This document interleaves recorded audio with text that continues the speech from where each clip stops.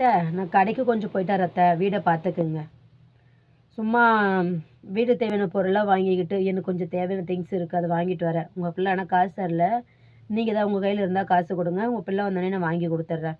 ஆமாம் அத்தை, எனக்கு இப்போ போயே ஆகணும். என்ன பண்ணும் ஏது பண்ணும் தெரியாது. குடும்ப சூழ்நிலையை சொல்லி சொல்லி என்னை எங்கேயுமே அனுப்பாமல் வச்சுருக்காதீங்க, எதுவும் வாங்கி தராமல் வச்சுருக்காதீங்க. குடும்பத்தில் 1000 கஷ்டம் இருக்க தான் செய்யும். அதுக்காக நான் என்னத்த பண்ணுறது? நான் போயிட்டு தான் அத்தை வருவேன். என்னை அனுப்பி விடுங்க. நான் போயிட்டு வரேன். உங்கள் பிள்ளைகிட்ட சொல்லிவிடுங்க, இல்லை நான் ஃபோன் பண்ணி சொல்லிக்கிறேன் உங்கள் பிள்ளைகிட்ட. சரிங்களா? நான் போயிட்டு வரேங்க அத்தை. எனக்கு தெரியாத அத்தை, நான் போயிட்டு வருவேன் அத்தை. என்ன என்னடி பண்ண சொல்கிற? உன் வீட்டுக்காரங்கிட்ட சொல்லிட்டு போ. என்கிட்ட சொல்லணும்னு நீ நினைக்கிற? உன் வீட்டுக்காரர் என்ன சொல்கிறான்னு அதை கேட்டுட்டு நீ நடடி. நானே உன் வீட்டுக்கு சம்பாதிச்சு போடுறான்ல உனக்கு.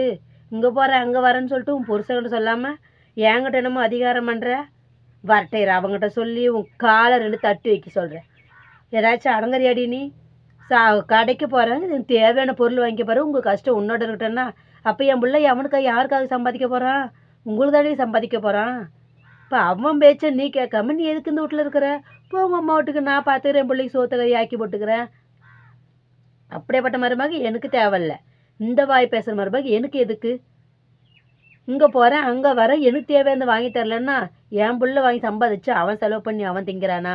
இல்லை இல்லை, உங்கள்கிட்ட கொடுக்குறான், இல்லை என்கிட்ட கொடுக்குறானா? உங்கள்கிட்ட தாண்டி தரான். அப்படி இருக்கிறப்போ வரட்டும், அவனுக்கு இருக்கு, அவனுக்கு அவங்ககிட்ட பேசிக்கிறேன்.